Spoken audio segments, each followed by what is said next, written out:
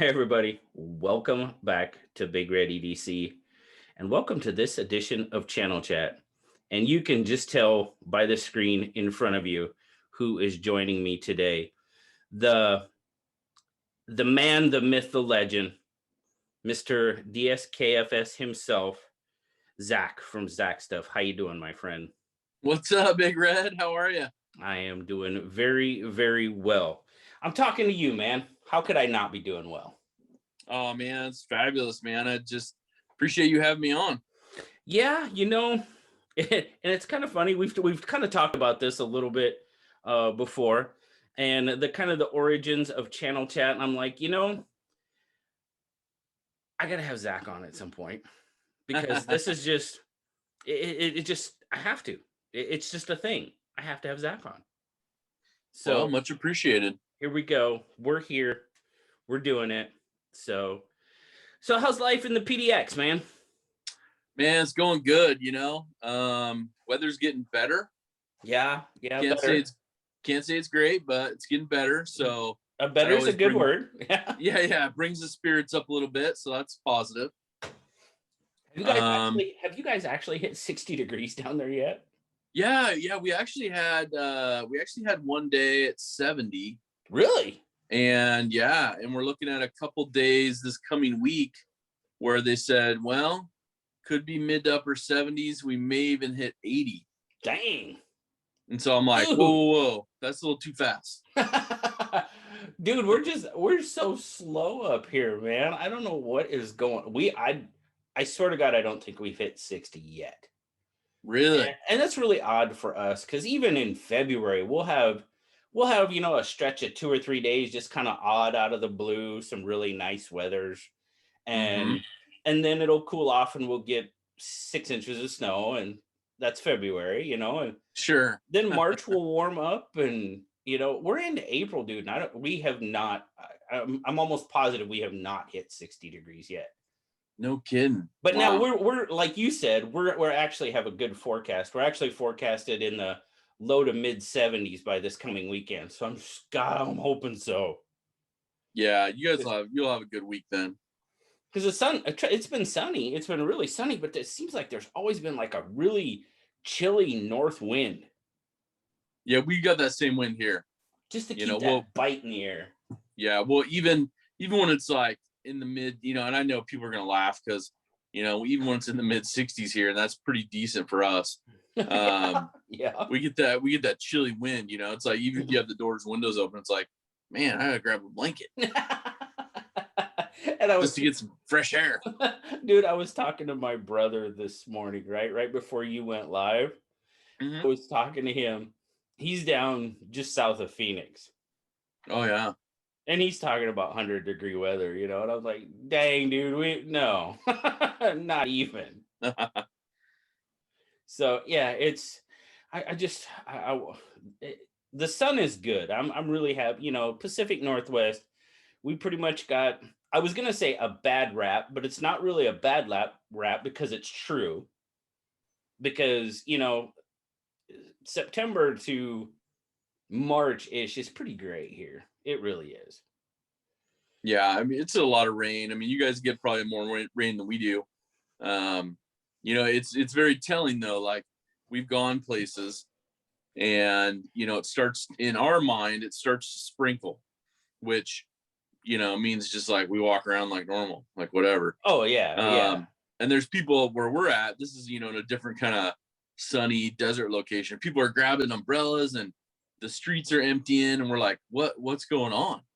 And people are like, it's raining. I'm like, No, it's not. this is nothing. This is Yeah, no, great. it's not. No, it's not. I'm like, man, I want more days like this. And people go back and go in their homes, and I'm like, okay, so it's definitely how you climatize yourself. Oh, without a doubt. I mean, yeah, okay, I'm originally from the Midwest and all that good stuff, right? And I give my Pacific Northwest buddies a bad time. I think I talked about it uh on SKL one night. It's kind of funny. If it's below 68 degrees, there's nobody out on the trail where we walk bow. Yep. If it's over 72 degrees, there's nobody out on the trail. when we walk bow. And but hey, I have to admit, I am, as far as my body climate, I am definitely a Pacific Northwesterner now. Because anytime I go back and visit, like my mom or whatever back in the Midwest, June, July timeframe, Hmm. like, do you guys live in the seventh ring of hell? Oh my God, it's hot here. What's going on? Because it's so Yep. hot and humid back there. It's like, oh my Lord. It Yep. used to be that never even, it didn't even phase you really. You just did what because it was normal. But oh, not anymore. Oh no. No, no.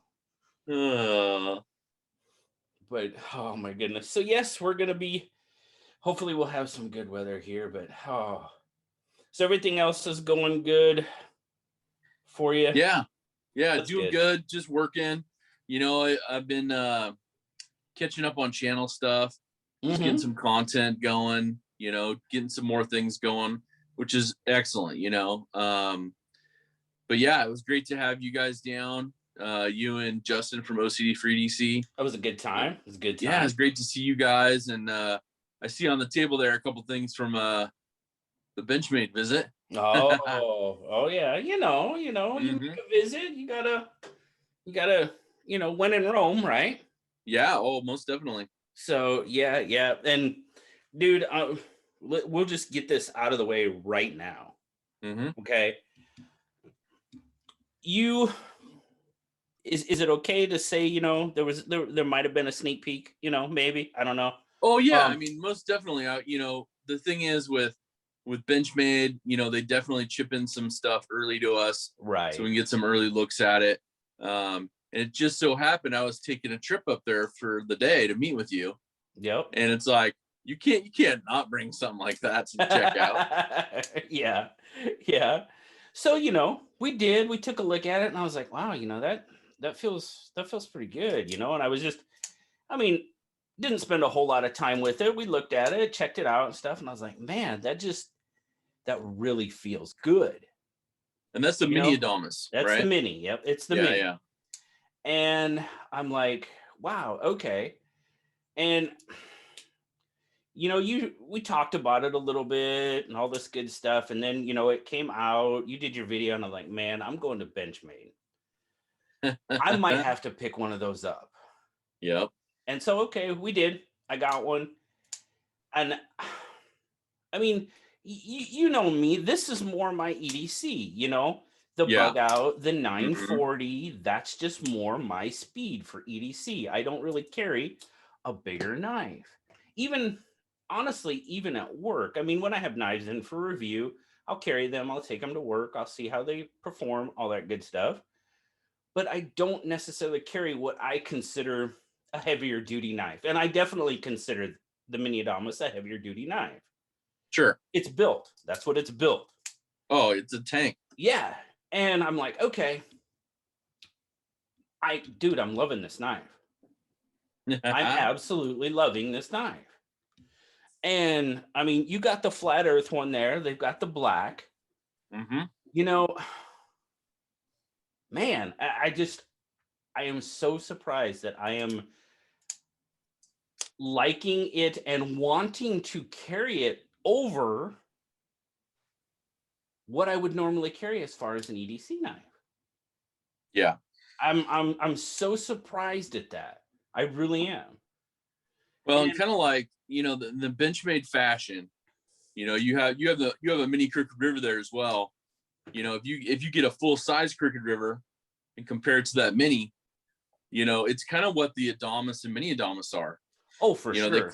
they call it a mini version, but it's truly to me, an EDC style, because you got a blade that's 3.5 inches long or so. You got something that's really easy to pocket, and then on top of that, it's like it's that mini Adamas. They truly built it down in a way that it's not like they shrunk it. They literally engineered it so.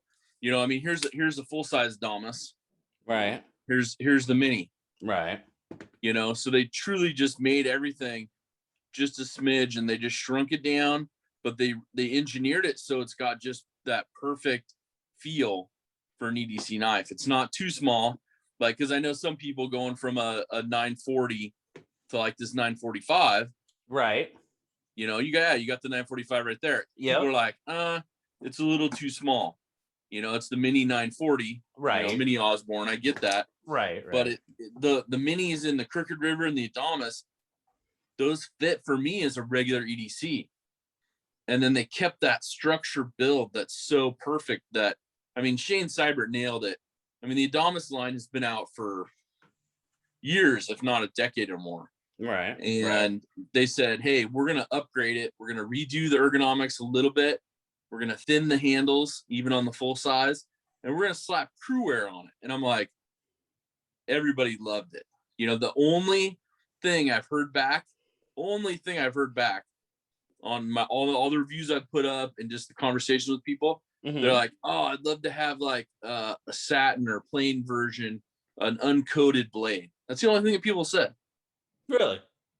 And even people that are like, even people that love bug outs, right? Right. Similar to yourself, myself, everything. Right. They get the mini Adamas and they're like, oh my word, that's pretty sweet. Well, and I mean, there is a huge difference between these two knives. Oh yeah, huge difference.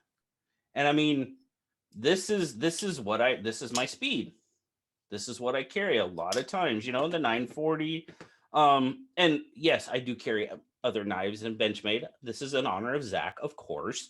You know, my Benchmade. I told him before we started this was my alternate Zach. So just so, but this is just quickly, very quickly becoming a knife that I just turned to.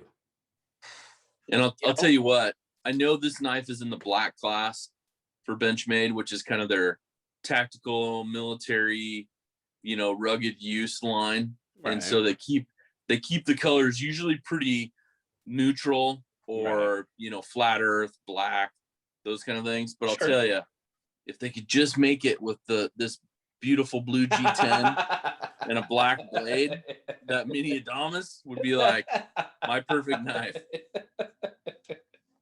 You know? Yeah, I hear you. And I think a lot of people would buy it because, you know, Benchmade's been known for the blue color for a long time. Oh, for sure. Right on. Yeah, exactly. Yeah, I am just so super surprised on how much I am enjoying that knife. Now, probably one of the bigger knives that I've carried in quite a while is the Solaris. Yeah. You know, I have that one. It's right here. I have it. Yeah, yeah. Ode to David right here. Right there. And this is a good size knife. This is got the blue version on point here. Well, yeah, blue, red. Hey, it stands to reason. It stands to reason. But and this is a good size knife for me. This is probably, as far as like everyday carry, this is probably as big as I go because this is a good size knife. Yeah. But now the mini Adamas overall is probably just a little smaller. It's close. It's close. But it's beefier. It's just, I don't know. I guess I see it in a different light just because of the way it's manufactured, I guess. You know, because this is, you know, this doesn't have the, what's the word I'm looking for? Well, you said it with the black class, you know, the kind of sort of tactical, but not really. I don't see that as overly tactical. It's just built to work. Yeah. It's a work knife to me. Yeah. You know? Well, and I think honestly, like you said, the way it's built, it's got the deep carry pocket clip. Yeah. And at the same time, you know, I would use the mini Adamas at work and then carry the Solaris when I'm off work. Oh yeah. Oh, you know, for sure. Oh yeah. I mean, that's my biggest thing because it's like I've used the Presidio line and the Super Freak at work so much, right, that I'm just used to it. You know, sure, of course. But for me, I'll tell you what, David hit a home run, man. Blade Banner. Oh, with the Solaris? Oh, without a doubt. Orion knives. I'm excited to see what's next, man. I am too. I don't know. there's been discussions. I mean, we've had discussions, and I don't know how far he's taken it. I haven't seen a lot out there, so I don't want to No, talk. no, I he don't hasn't want put to a lot talk out of out. school. I don't want No, to but I'm talk just out saying, like, I mean, it's kind of one of those things where somebody might put a knife out and it's like, doesn't do so well. of I mean, right, his Solaris right. is sold out. Oh yeah, And he ordered, he did the normal Kickstarter and then ordered, what, a couple hundred extra. I believe so. Yeah, yeah. And he sold all of those within Oh yeah. like a month or so. Oh yeah. All his inventory's gone. So it's like, that's a pretty good thing. I think it's So, pretty telling. Yeah. I think people really were excited, just like we were. We got in on the 3D printed version of it. We got in on the prototype. Oh yeah. And just to have the option of button lock, flipper, thumb stud, it's not really done at all on any No. other knives. No, and that's I mean, I love the fact that he went that route. Mhm. Just because I've when I did my unboxing, it's like, why so many? Because okay, David started out as a reviewer, right? Yeah. And he kept saying, I like button locks. I like button locks. And he talked about button locks and showed button locks. And then they just, I don't see a lot of them. So what did he do? He went out and made one. Yep. I haven't done that. Well, same. A lot of us haven't done that. He's a dedicated man. He puts a lot of time and effort into it. So I'm really happy for him. I'm really excited, just where it's going. Oh, I am too. I am too. And you know what? I don't care who you are, but the 3 stars on the blade for his boys, come on. Yeah. That's just cool. Yeah. That's just super cool. And I mean, that just goes to show you the type of guy that David is. Mhm. And it speaks a lot to his character. And I think that's just absolutely awesome. 100%, man. So, well, okay. Now come on. I know you've shown it a little times, but you've got the beautiful blue and black there. Which one? The 940? No, right below it. Oh, this one, the APB? The APB. Yeah. This That's is one of those. Oh, I'm sorry, go ahead. No, that's one we don't see very often. No, so this is discontinued. And obviously I didn't clean the blade, but no, I'm just kidding. This is a used knife, and this is one that I'd always looked at. I never picked one up. It's got the deep pocket carry, but it's got that beautiful blue and black layered G10. Oh yeah. Full liners. It's a heavy duty.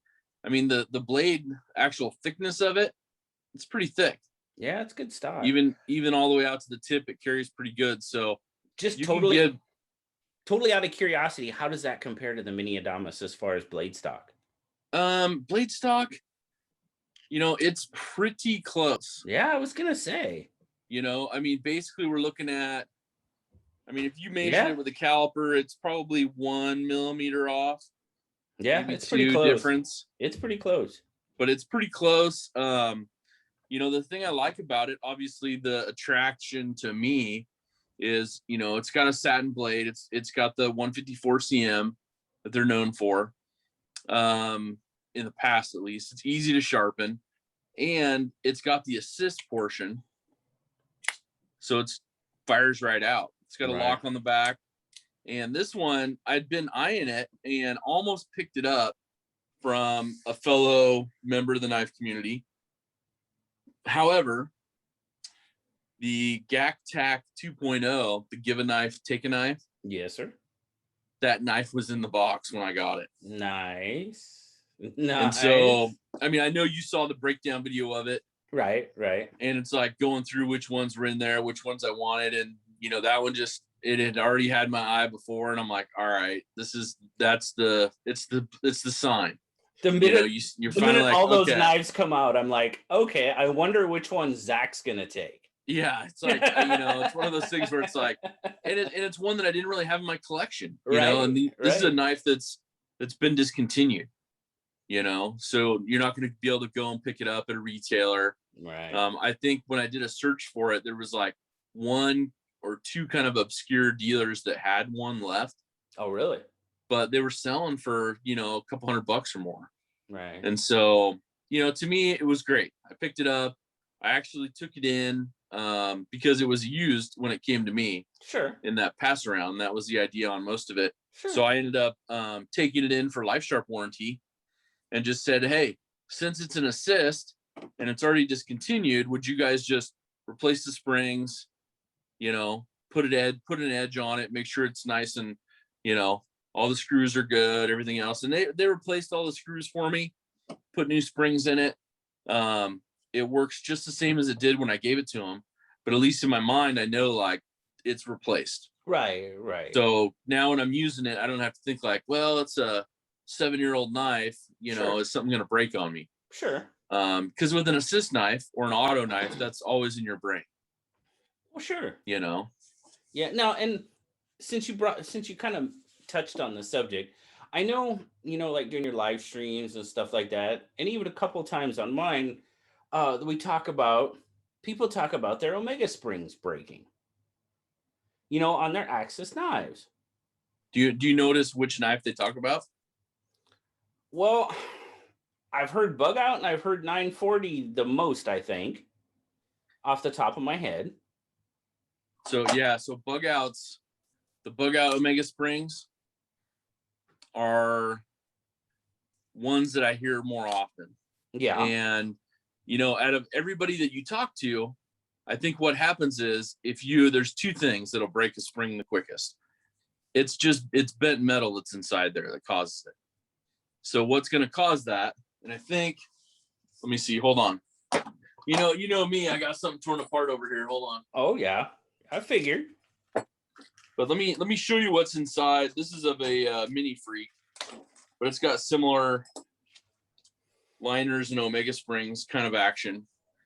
But so you just have these little springs that are bent up through here and kind of work that action. Right. So you can see the springs right there when they're moving. Now, what I feel based on things I've heard and seen, a lot of people that fidget with their knives and people that will only use one side to pull it back. Right. So people will have their bug out, and if they're fidgeting with their knife, you know, 100 times a day, you know, you times that by a year. And I've heard people, you know, oh, after 6 months, I've broken a Mega spring. That could happen. You know, that could happen with a lot of them. And putting uneven tension on one of the springs. Uneven tension and just, you know, fiddling with their knife. You know, I mean, knives are meant to be used as tools. Of course. I know that that's not the case. We all play with our knives and fidget with them. But the bug out's so fidgety, Zach. Oh, I agree. I do the same. It you know, is. I mean, It just all my is. bug outs, you know, all my bug outs, same thing. Yeah. You know, I'll play with them, whatever. But that's the number one thing that I've ever heard is just been centered around the bug out. Yeah. And you know, and my whole reason for bringing that up is because I have never had that issue. And trust me, I fidget with my bug out a lot. Yep. But I guess, you know, when I really started hearing that, I started thinking, and you've said that before, you know, if you're, you know, actuating one side more than the other. And I just really started paying attention. And I guess it's just natural for me. I just naturally grab both sides. Yeah. I never, you know, I never really thought about it, honestly. Well, and I know there's a lot of people that, you know, have said they've broken their springs and that they use both, you know, thumb and index finger or whatever. I mean, it's possible. To actuate them.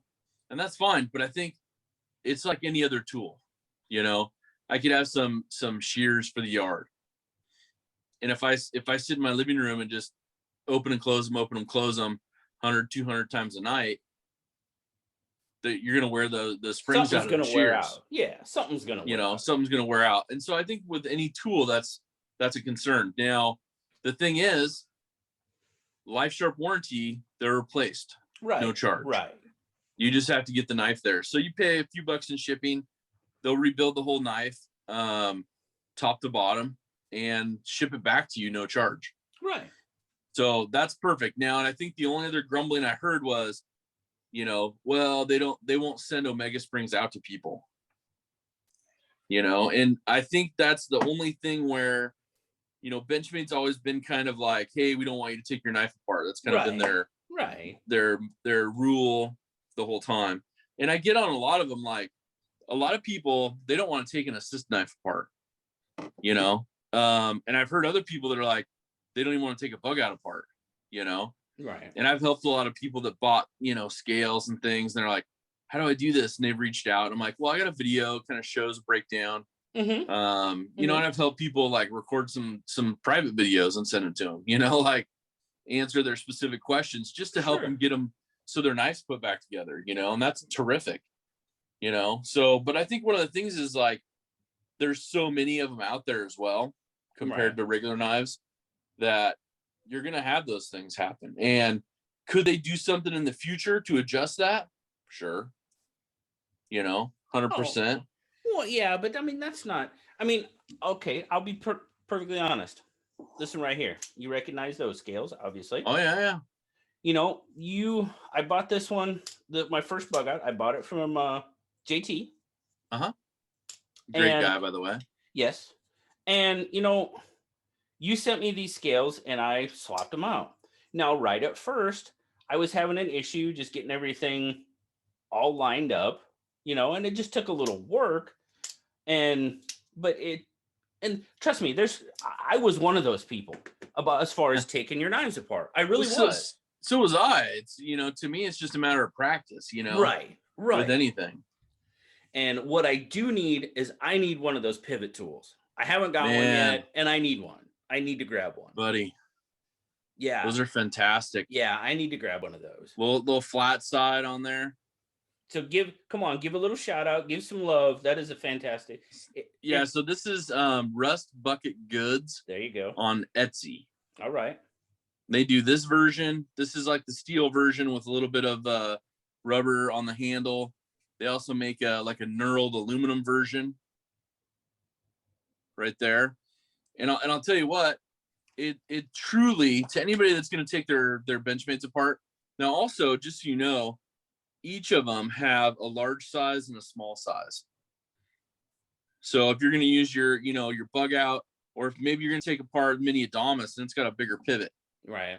You know, you're going to use the larger size on that. Sure. So it helps for a lot of Benchmades. There's only, I think, there's two random ones that are slightly different.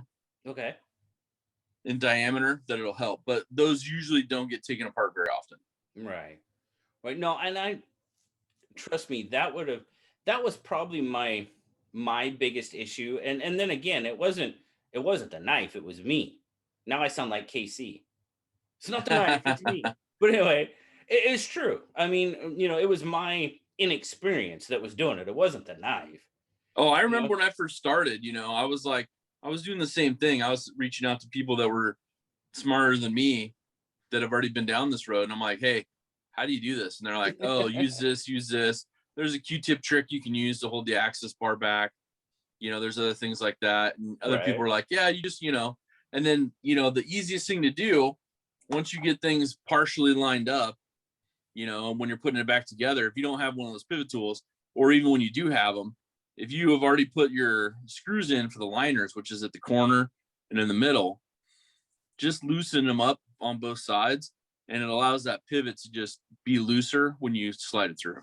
I think that's exactly what I did. I think that's what I ended up. And, you know, who knows? I probably asked you, to be perfectly honest with you. I don't remember, but I probably did because, well, you're you, and we know you and Benchmade and bug outs and everything else. Sure, so I'm sure I probably did. I don't remember for sure, but it wouldn't surprise me.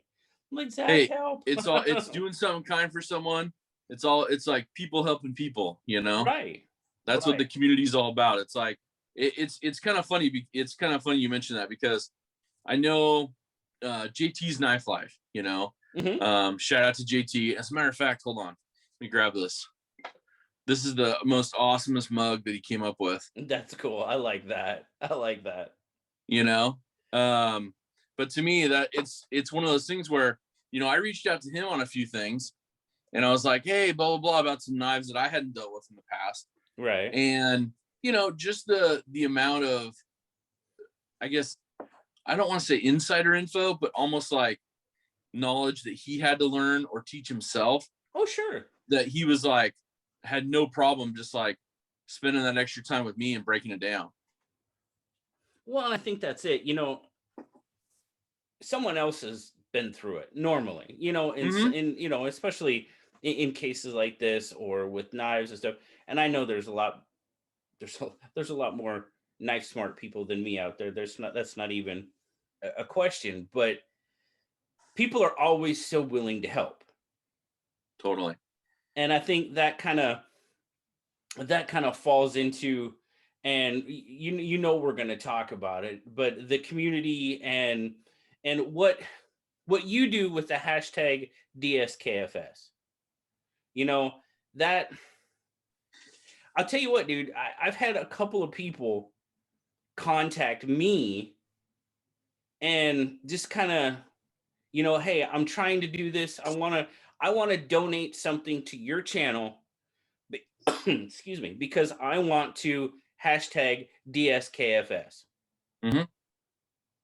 Dude, that is so impactful through the Oh man, community. I tell you what, and honestly, I think I shared this one time on like a live stream on one of my Sunday live streams. And I was just like, because somebody had asked me and they said, they were like, hey, they really asked about like, what is DSKFS, and so I'm like, Right, hey, it's do something kind for someone. right, Kind of just puts it in perspective. I have these stickers made up. It's a wonderful thing because you could have it on like your coffee mug, your thermos, you could have it on your water cup, whatever, and or just have it randomly on any of your products, knife case, whatever. right. But somebody sees it and they're like, it's always intriguing. Somebody will go, oh, that's what's DSKFS, Exactly. because people don't know. And so Right. it always, especially being a hashtag, they're like, hey, what's DSKFS? And you're like, oh, it's do something kind for someone. And people 100% of the time that I've responded to people and told them that, they're always like, that's pretty cool. And I'm like, you know Exactly. what? And it's literally just gives you that reminder. If you have it on your cup and you're seeing that every day, or on your bag or whatever you're putting it on, and you're like, it's a mental reminder for yourself too. And that opportunity will come up. You don't even have to look for it. Oh, it It'll be comes like, up. oh, if I It wait an extra 5 seconds, I can help this person with their stuff out the door. exactly. I mean, that opportunity Little comes things. up. That opportunity comes up 100 times a day. Hmm. That may be a little exaggerated, but it in a way it's not. Yeah. It's so simple. Yeah. And so that's why, I mean, as I have patches coming out, with the DSKFS, and that's just Sure. going to take it to another level. Yeah. And, I'm thinking about some other things to do as well. But to me, like I'm selling stuff, so I'm pretty much breaking even so I can buy some more patches. That's all I'm Sure. selling them for. Right. And Right. it's not to make a profit. And the nice part is it's literally just to get the message out there. Exactly. And I mean I have patches for my own channel, these patches right here. But to me, having patches of the DSKFS is just it like it's just more impactful. It's more getting the word out there. People are gonna put a DSKFS patch on something before they put a Zach stuff patch on. And that's just gonna be how it is, unless it's me. But I'm gonna have both. But it's one of those things that but you gotta look at it because it's like people are gonna take that opportunity to go, hey, you know what, this is cool. It's something that you can kind of spread the cheer, spread the message, and it can go everywhere. You know, I mean, we have people that watch worldwide, so we know that information's already out there. Yeah. Well, So exactly. that's to me, that's the coolest part. The true origin of kind of the mantra of doing something kind for someone really came from Rob Deerdick. Okay. So Rob Deerdrick, he has, like he did like Fantasy Factory. He was a pro skateboarder, those kind of things. Right. When he transitioned and kind of built his corporation, his thing was based off of his last name. And so when you spell out his last name, it's did you really do everything kind? Hmm. And so that got me thinking, and this is like many, many moons ago, years Sure. and years and years ago when that first came out. And that stuck with me the whole time. And I'm like, man, and so when an opportunity came up to like really have a platform like YouTube channel, I was like, man, I want to put something out there that not is just hey, we're here as a knife and EDC community. I'm like, we need to get something else out there, kind of similar to like Jimmy Slash, you Sure. know, Yeah. with Piff. You know, Yeah. everybody's like, what's Piff? You know, Exactly. it's pay it forward. Yeah. You know, and so people are like, oh my gosh. And so those kind of things to me just have that like worldwide encompassing impact. And I've experienced it, you've experienced it, many others, where they just reach out and they're like, I want to pass it on. I want to do something kind for someone. You know, here's an extra, you know, bag and a knife I had. I want you to, you know, do a giveaway with it and really Oh, give back to people that need it and other things. And so many to times. me, to me, that's where it came from. So, you know, I got to give a shout out to Rob, you know, he's my guy. But that's the true origin of it. And I didn't want to take anything from it other than the message of doing something kind. So It's I mean, and what you said, a worldwide impact. It yeah. is. It is. And that's it's amazing. That's what it is. It's Hey. absolutely. Now I told you, man. I'm taking DSKFS to heart, man. Oh, It's going to become permanent. hey, It's I'm going to with you become on that. permanent. I'm with you on that. Now, okay, where truffles are involved. All right, we already had that discussion. All right, there might not be a whole lot of DSKFS where truffles are involved, but Oh, so there is a everything else. line. Well, I mean, no. The inside joke. If you're not, yeah, I got some truffles and I didn't share. So, yes, okay, I wasn't the epitome of DSKFS at that Well, point. but I'm hold on. sorry. I'm Hold sorry. on. Hold on. There is a different side to that though that you're not sharing. Okay. Okay. And that is somebody passed those on to you as doing something kind. They certainly did. They So certainly did. you were the recipient of I that. was, but in So since I know you, I know you, I know me, it's really hard to accept something when we're kind of programmed to give back and to help so much, you know, with everybody in our lives, family, friends, the community here. So it's really hard to accept something. And when you get something like that, you have to draw those lines and say, you know what? I'm gonna take this reward, this very kind offering, and I'm gonna just enjoy it I'm and I'm as a taking one for the reward for team, doing something fellas. kind. Yeah, exactly. No, and that's true.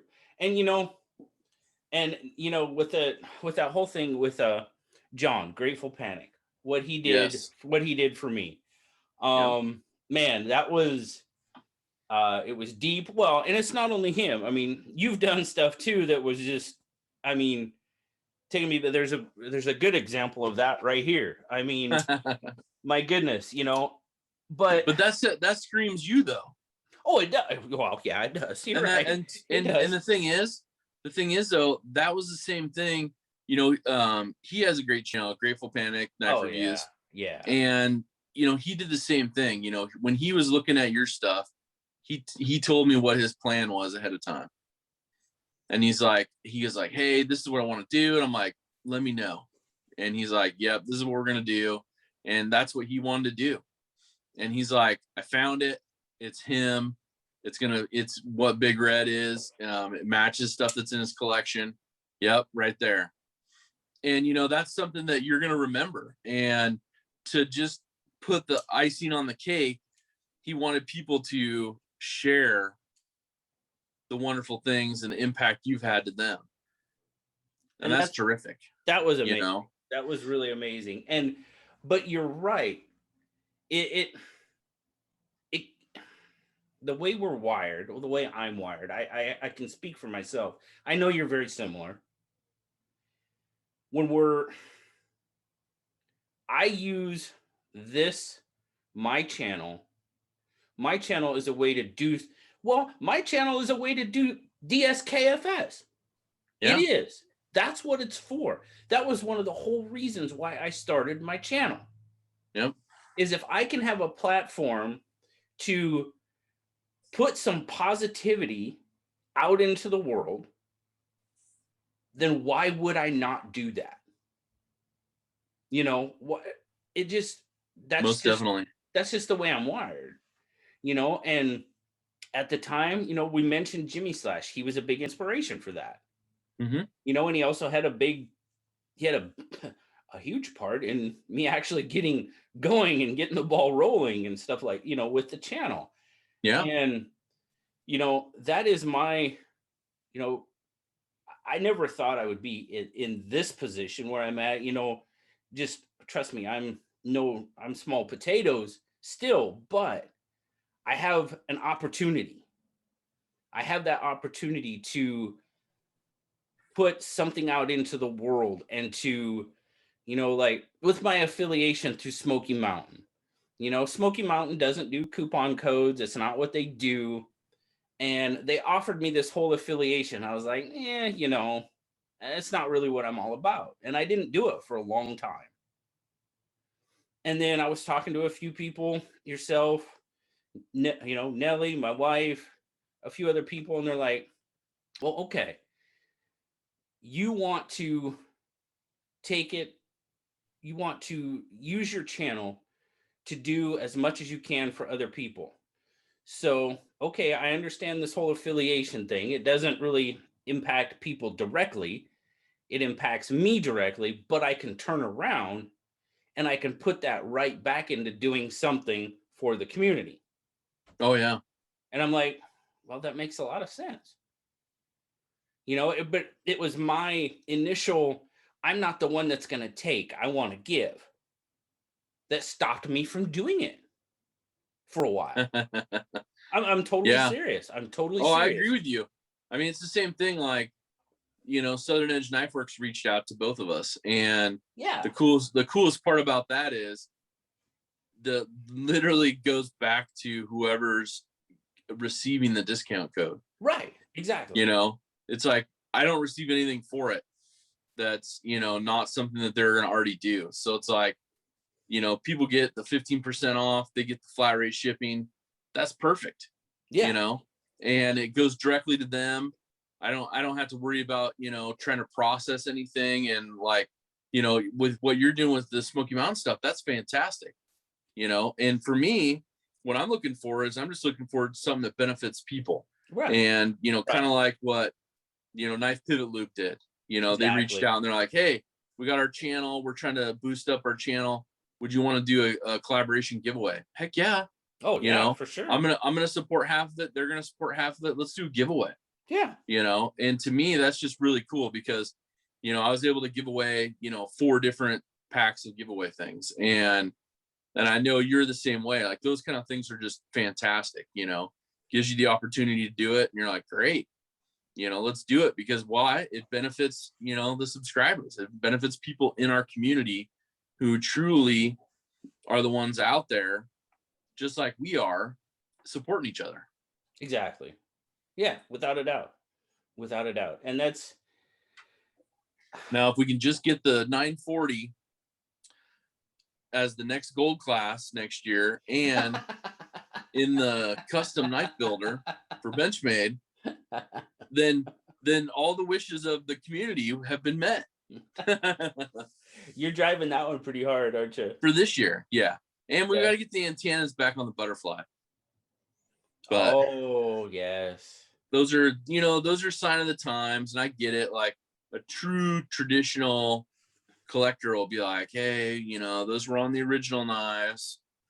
But I think that the cool part is a lot of knife companies these days, Benchmade included, they're listening. They're like, okay, what do people want? They want different blade steels. They want, Right. things, not re-engineered, but just fine-tuned. And they're doing Sure. that, Right. and then you get a lot of other knife makers that are like, they'll put something out, and I think TRM's doing this right now, and they're kind of like, well, we want to do a second version and tweak a couple things, Sure. and I think that's kind of cool. I know, excuse me, Spyderco did it with like the Capara.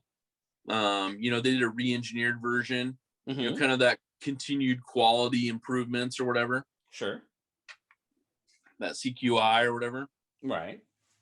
So that kind of stuff is cool. They're listening to not only probably stuff internally, but they're listening to the community, the people that are buying their product, using their product. You know, how can we change this for the better? And not be like pushed around, you know, because I think everybody wants to have their own vision and direction on things. Oh, sure. You know, as a company, but I think that's course. pretty cool. It just shows the impact that, you know, channels like us, the community in general, that feedback, they're listening, you know. I can't confirm or deny, but I know for a fact that there's a handful of people from Benchmade that I know that, you know, watch some of my videos, read the comments. You know, those things are, you know, not that it directly has an impact if people put stuff in there, but people listen. You know, all companies do that. They have listening. You know, they have people that just do that. They filter through comments, they filter through, you know, videos, and kind of watch things and listen to what people say, just to look for that constructive, you know, stuff of, hey, are we doing it right? Well, in this, I mean, social media dominated world that we live in, because it is, Oh yeah. why wouldn't you do that? Oh, you have to. You Yeah, have to. exactly. Because I mean, yeah, you hear things. I mean, I'm sure Benchmade gets emails. I'm sure Spyderco gets emails and all that other good stuff. But there's a lot of other avenues, like you're saying, combing through, like somebody like yourself. I mean, we all know that you are a big supporter of Benchmade. You're a quote unquote Benchmade guy. Okay. I know that probably gets used way too much. And I don't, you know, and I'm not saying it, I don't want to mean it in a bad way, because, well, how could you mean it in a bad way? Right. You like Benchmade. That's what you like. Um, I but would say that's probably a true statement. yeah, I would say about 85% of my collection's probably Benchmade. sure. And there's Spyderco guys out there, and you Mm-hmm. know, it's just the way it is. You know, if the people at Benchmade know that there's someone like you out there that has a pretty deep impact with the Benchmade world, and why wouldn't, you know, they should come to your channel. They should say, hey, you know what, this Zach guy, he's a Benchmade guy, he does a lot of Benchmades. Why wouldn't we go to his channel, look at his comments, seeing what, just basically getting that feedback that you're talking about. Mm-hmm. It's it makes total and complete sense to me. Well, it's just like what I was talking about on the mini Adamas. You know, I've read through every single comment. I try really hard to respond to comments, but as you know, the more and more you get, it's hard. So Oh I at yeah. least like, and you know, those comments so people know I've read them. Right. Um, Right. but you know, when you get a knife like this, and the only thing you're really hearing back is, "Man, we'd love an uncoated blade." I think that's a pretty fair report card, pretty outstanding to say, "Hey, you passed the test." You know, let's put a blue G10 on there now. I'm just kidding. Sorry, I had to pitch it again one more Oh time. yeah, yeah. No, I feel you, man. I feel you. I've Trust me. There's been a couple of times I've pitched the whole. I may have or may not have pitched the whole read my car to work knife to a few people. You know, Oh yeah, I'd love one. You know, I'm not sure there would be like a full run of people that would love them, but I know I'd love one. So hey, why not? Just yeah. throw it out there. Throw it out into the universe. You never know what's going to come back. And that's kind of like the whole DSKFS and positivity. You throw it out into the universe and see what kind of impact it has, right? Most definitely. That's all you can do. But you can be the proponent for it.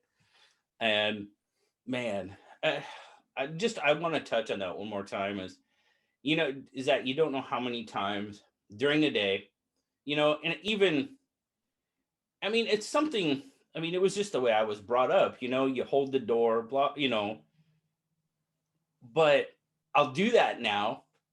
I'll hold the door for someone or whatever.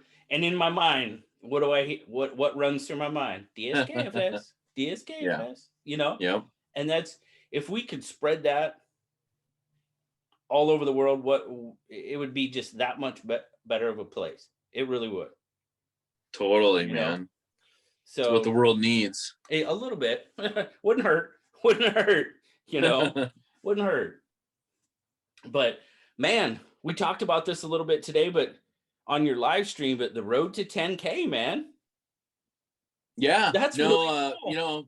Really cool. and yeah, no, I appreciate that, man. I appreciate your support totally. The community's been great. It's been one of those things that, I started my channel about 3 years ago. And they always tell you like, I've watched a lot of things, tried to learn a lot of things about channel stuff. And it's one of those where, the message out there is don't compare yourself. Don't, compare yourself to other channels that may grow faster, Right. that may grow slower. Just be yourself. Be yourself. Right. Do your own thing. It'll grow in time, and it's been amazing the support. So my whole thing is like, I mean, about the hashtag. We're doing the 10 for 10K. Yeah. And Yeah. that for me, it's like I want to have 10 giveaway packages that are just awesome packages. I want to give away 10 separate giveaway packages at 10K. I think that'd be cool. I know I can make it happen. But there's a lot of companies that are stepping up that are like, let's do this. Like I'm in. I want to make a giveaway package, And we saw that generosity on the super awesome holiday giveaway that you and I did. Oh, without a doubt, man. That was amazing. So, the support of the EDC community, manufacturing wise, the companies are out there. It's pretty positive. It's pretty positive, the support back to the community, and they know it's going to a good cause like that, right back to the people that are using their product. Right. And so I think that's the biggest thing. We're not looking to sell anything. We're not looking to do any of that. The biggest goal is we're putting it right out there for people. And then we got to pay the shipping. No, I'm just kidding. No, the people were amazing even on the shipping for that. I mean, you remember that? Oh yeah, we had people donating. Hey man, I want to be involved. I don't really know what to do. So hey, can I donate something? Can I donate a few bucks for shipping? Yeah. Well, that was incredible. And that was something awesome. that to me that is one of those, like, you don't ask for it and people are just like, hey, we want to help, we want to make it happen. Yeah, so exactly. That to me is just the community kind of stepping up and being like, hey, we're going to support this because we feel it's a good cause. So it's an awesome idea. Good job. Oh dude, I the whole time I really wanted to do, like, just want to at least do one. If I could only do one. Yeah. I wanted to do one of those big, just massive blowout giveaways, And oh yeah. It was so much fun. Now we had to work at it. We had to put in some time behind the scenes, but once it all came together, so worth it. Yeah. So worth it. I mean, man, what did we send out? 19? I think it was 19 or 20. Yeah. Something like that. Yeah. Boxes. And we're not talking little boxes. We're talking these boxes. are like medium to large flat rate boxes. So dude, that was so cool. That was so cool. And just the amount, like, you back to what you said about the the manufacturers and then the community as a whole. They're like, man, we just want to help. We want to make it happen. We want to be a part of it. And it was so cool. So very cool. So as one of the things you said is you've kind of went back and reached out to some of the companies that were in on your 1K. Yeah. So I basically wanted to just go back to them and say, hey, I mean, because honestly, anyone that started a channel and has been through the, like, trying to grow your channel from 0 to 1,000 subscribers. Yeah. The struggle. And I know, like, these days it's a lot easier than it was 3 years ago. And when we were doing it 3 years ago, it was a lot easier than 10 years ago. Yeah. Oh, sure. And so, right. People will hit 1,000 sooner than I was.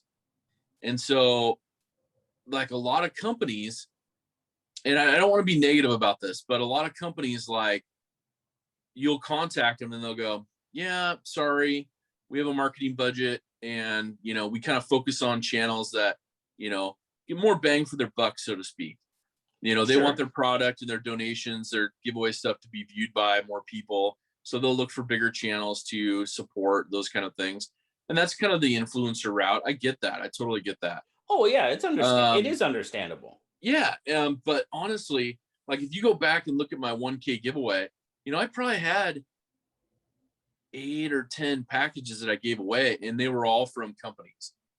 And, you know, so I really wanted to go to them as a thank you and also see if they wanted to support the 10K just to kind of show that, hey, we're in this for the long haul with the community, you know. And there was, you know, there was one thing that really stuck in my mind about the 1K giveaway I did, and that was with Hogue knives. Hogue, I'll tell you what, man, I mean, there's a lot of fantastic companies out there. Don't get me wrong. There's a lot of wonderful people we've dealt with, but they had a hiccup with an employee, and they were literally like, I contacted them because it was getting close to my giveaway, and I'm like, hey, you know, I hadn't received the package, blah blah blah, and all of a sudden, you know, next thing I know, I'm speaking with Neil. You know, he's the owner, and Right. I'm like, you know, Neil Hogue. And I'm like, what's up? You know, and he's like, hey, I want to make this right. You know, what do we need to do to get it all squared? And I'm like, oh yeah, just, you know, confirm what you're sending me, and then I'll just run my giveaway this weekend. And he's like, you know what, that's great, however, I want to make it even better. He's like, I'm gonna overnight this stuff to you. And to me, I'm like, you know, I'm still, you know, at a couple people over 1,000 subscribers, and I'm like, holy, you know what, I'm like, that's a huge impact because, you know, I hadn't really had a relationship with them at the time, which I have a better relationship with them now, you know, which is great. Oh But it's yeah. one of those things where, you know, it's pretty much unknown to them. And they were like, hey, you know what? We made a commitment. We want to make sure that we dial in and feed that commitment. Whereas I think a lot of bigger companies at the time would have just been like, hey, we'll catch you next time. Yeah, hey, this happened. Sorry, Yeah, I mean, it's understandable, Well, yeah, you things know, happen. and you would Things be like, happen. no problem. But it's one of those like, hey, we'll catch you next time things. So to me, that was really a huge impact that I think about today. And I'm like, okay, you know, and so now when I think about it, that even goes into the purchases I make, Oh, of course. you know. Of So, course. and when I talk about them, you know, and I put it out there and I'm like, hey, I want to buy a knife, and I'm looking at a new knife that came out, and I'm like, huh, well, what do you think? You know? Well, you know what I think, but no. Yeah. I love I'm that. gonna It's share. a I'm good gonna knife. share a secret with you. Oh, So I put the black clip on it, right? oh yeah, yeah. It came with all black screws all out. So I swapped out all the screw hardware Okay. from satin to black. Nice. So I think Nice. it looks way better. Oh, it looks good. There's no doubt about But it. It looks good. I so and that to me, you know, and of course, you know, Doug Ritter has an amazing design, and he partnered up with Hogue, and they came out with some fabulous knives. And so, you know, you can't go wrong. I'm not buying knives blindly, but at the right. same time, I look at it and I'm like, man, I want to support them as well. You know, they supported me. So Exactly. Oh, exactly. And that's, you know, it's kind of the way you say that, Hogue, we'll go with Hogue, right? You know how yeah, I kind of started this whole swag bag thing, for SKL. I was like, yeah, totally. people really like stickers. I think I'm gonna try to reach out to companies and just see, And there's one of them. Yep. And Be there, be square. but I reached out to a lot of companies, and they send what they send. No big, right on. Yeah, If they send me 3 stickers, hey, that's 3 stickers I didn't have before. yeah, If they send me 10, that's 10 stickers I didn't have before. You know what Hoag's done every single time? They're like, well, like, how often do you do how often you do this? And I'm like, well, I do my live stream every Saturday night. What they do? They sent me a year's worth of stickers. yeah. That's perfect. I'm like, oh, okay, this is Yeah, cool. So I did the whole year, I went through a year of doing SKL, and I'm like, well, okay, I'll reach out to Hogue again. They were great. Reach out to them again. Yeah. What do you need? Boom. Year's worth of stickers. Yep. And I mean, okay, it's a sticker. It's nothing huge, but it's the idea behind it. Yeah. They just, yeah, man, if you need it, we'll give it to you. Now, obviously, if I say, hey, I want this, this, and this knife, they'll be like, well, that's not where I'm going with that. Yeah. But they're there, they're willing to help.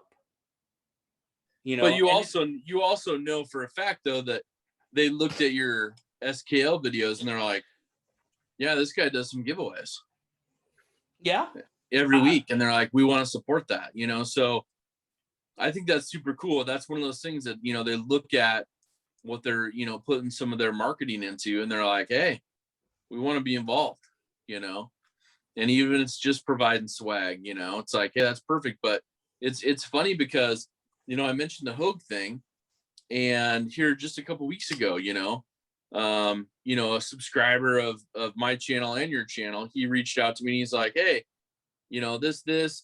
thanks for recommending this. I wanted to provide you the email thread I had with customer service with Hogue. And at first I was like, oh, it must have been something negative maybe, or whatever, but it was fantastic, and it was just one of those things that, you love to hear positive things back, and they wanted to pass on that message because they're like, hey, they totally took care of things, and I just wanted to let you know, so it kind of just reaffirms that they're still doing good. Right. And that is so awesome. That is awesome when you get that kind of feedback.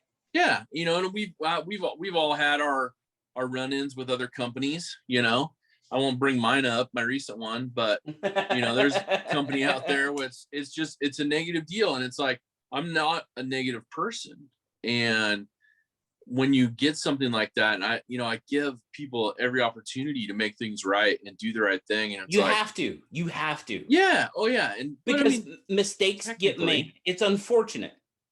Yeah, and technically I could have just sent things back and been like, I'm done.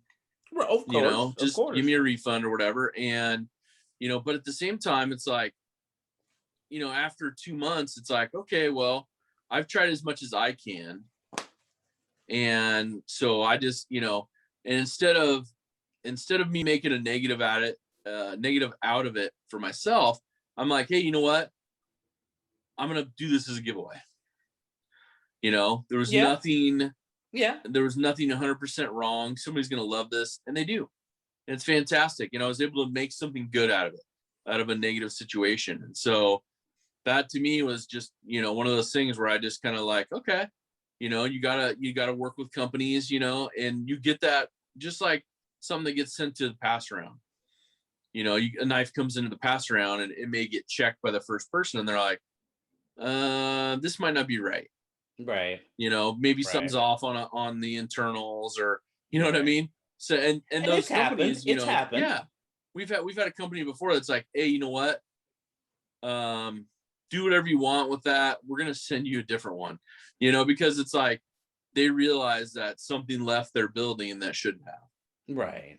or something broke or whatever, and them taking the action to get it fixed and corrected. That's fantastic, and I love to report those things. Like, those are good things for people to hear. Like, hey, this company took care of business, and when they say they have a warranty on their products, they honor it. Oh, for sure. So that to me is great news, and it's part of doing like the reviews and dealing with products, because you can tell people like, hey, this is not only a good product, but when something little did happen or something major did happen, here's the good things they did to correct it. For sure. So, and that to me just gives more backing and more, I guess, assurance that when you're saying, hey, they have a good product out there, like, a Hogue knife or a Benchmade or something, it's like, yeah, they took it in, they fixed it, they repaired it, they replaced it, whatever. It's done. Didn't cost you anything, maybe a couple bucks shipping, if that. Right. So I like that. I like that. And I've had a personal experience, and then I've had somebody share an experience, kind of similar, a little bit different level when we talk about, knives, but I'm talking about Rough Rider, they're little, 12, 13, $15 knives, whatever, right? But they say built by hand, backed for life, right? Yeah. That's their mantra, that's their motto. And I've had people contact me because I talk a lot about Rough Riders. I think they're, for what they are, I think they're a good little knife, and agree, disagree, whatever, that's fine, but that's just my opinion on it.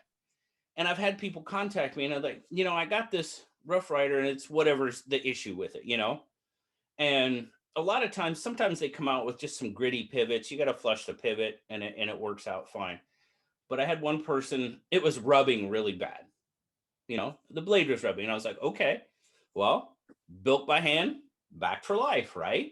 Have you contacted Smoky Mountain about it? And they're like, well, not yet. I was like, okay, do it. Yeah. Contact them. So, okay, a few days went by and the person contacted me back and they were like, dude, they're sending me a whole new knife. And I was like, cool. Will they send you the other one? No, they didn't even want me to send the other one back. They just sent me a whole new knife. That's terrific. Yeah. And I mean, things like that happen. Should they? Okay, maybe not. But things happen. Trust me, I make mistakes. I'm far from perfect. So I understand that other people make mistakes. Is it frustrating sometimes? Sure.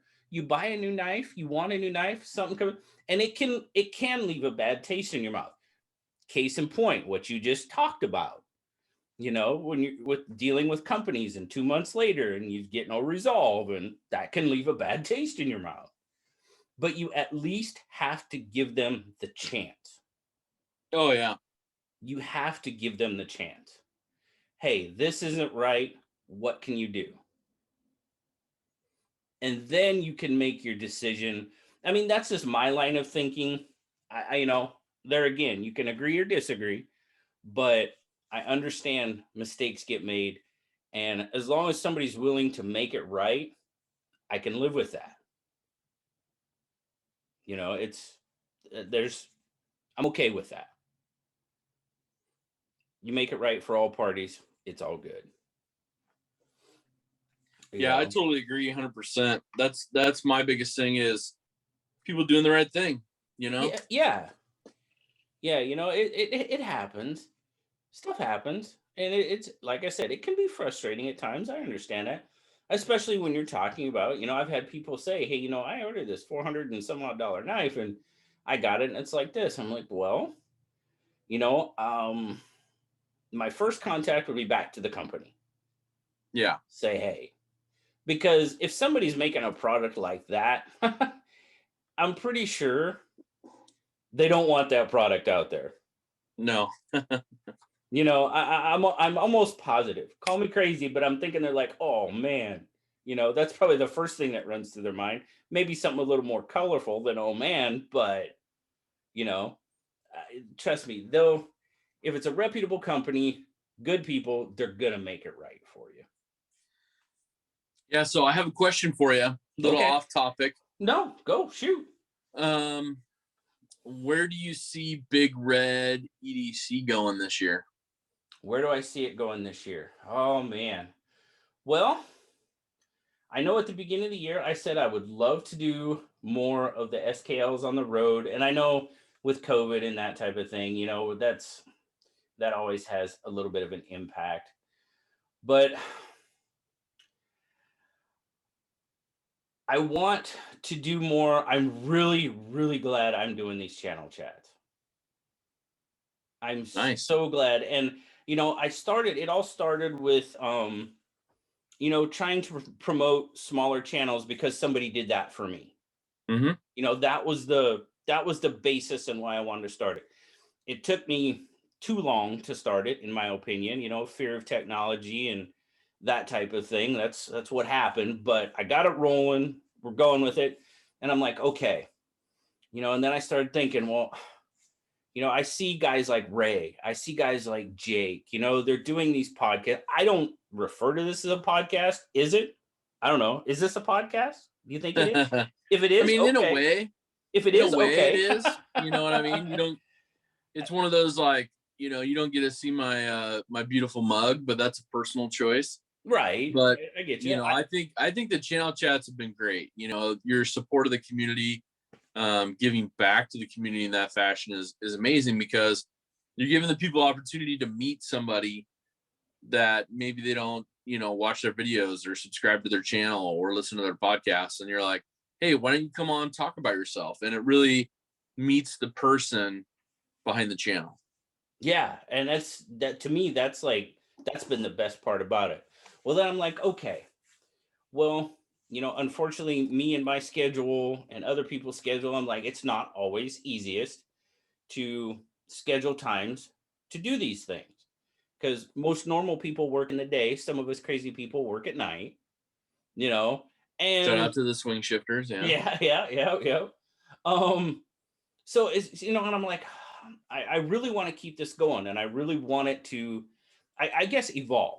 I didn't plan on it being that way, but now that I'm into it and I'm doing it, I'm like, okay, where can I go with this?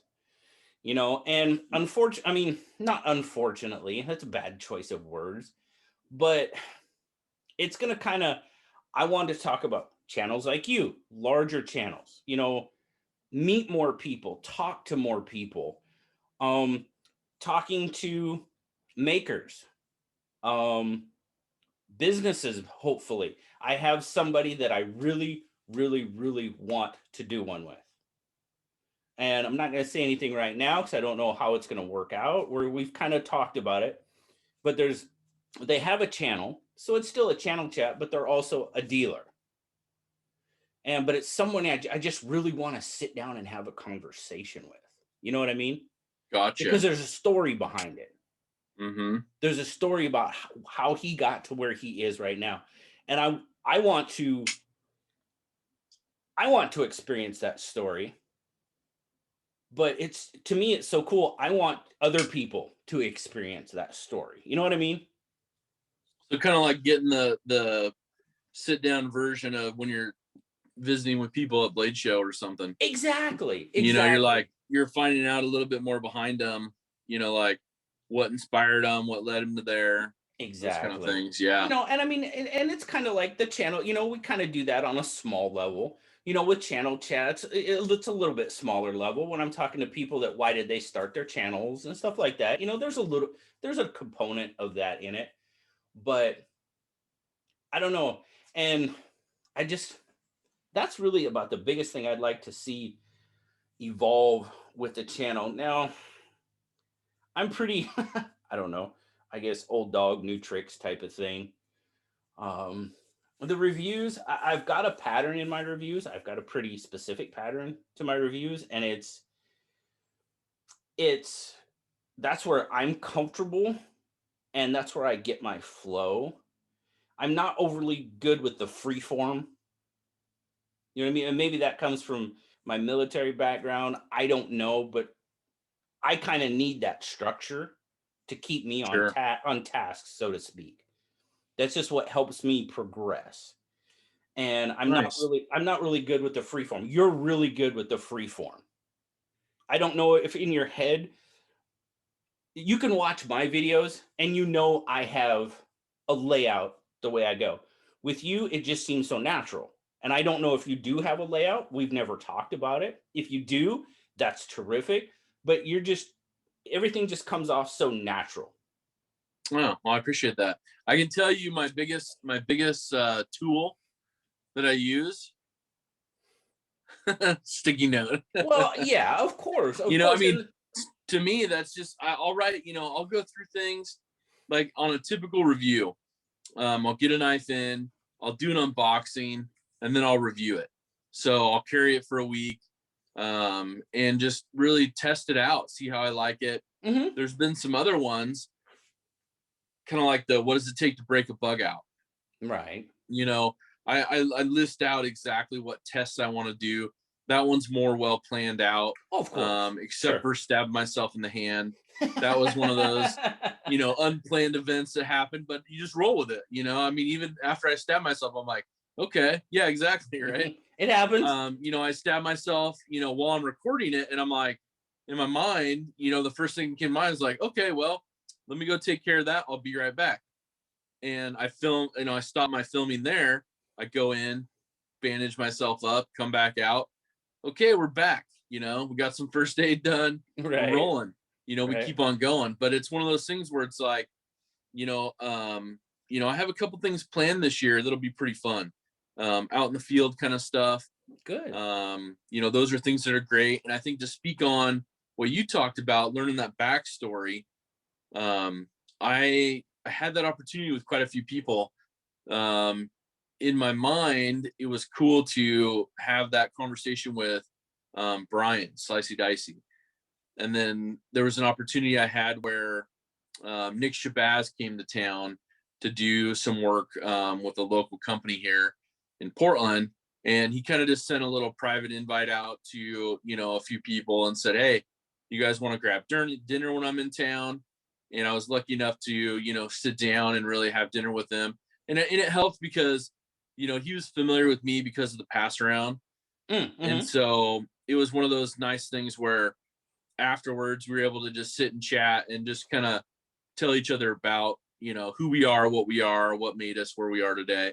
So it's kind of cool to like somebody that we look up to Uncle Nick. We're like, hey, he's done a lot for the community.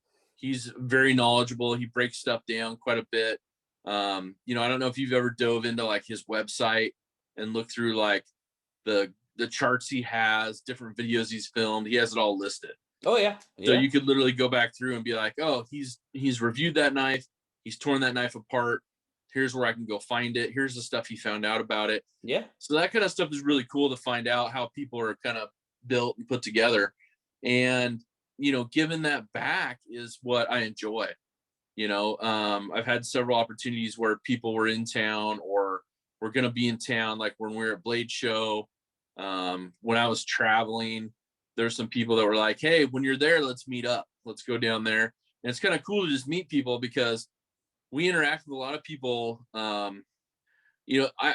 It's supposed to be two-way, but it's not in a situation like me and you are where we can talk to each other Right. on Right. this kind of channel chat. It's a Right. we can talk and they can type, Right. and Yeah. so we're kind of looking through comments and responding. So it's not that direct conversation that is so nice to have. So it's kind of cool that there's so many opportunities. And I know Blade Show West was an amazing opportunity. We met some great people there. Yeah. Friends for life. Yeah. There's what, Yeah.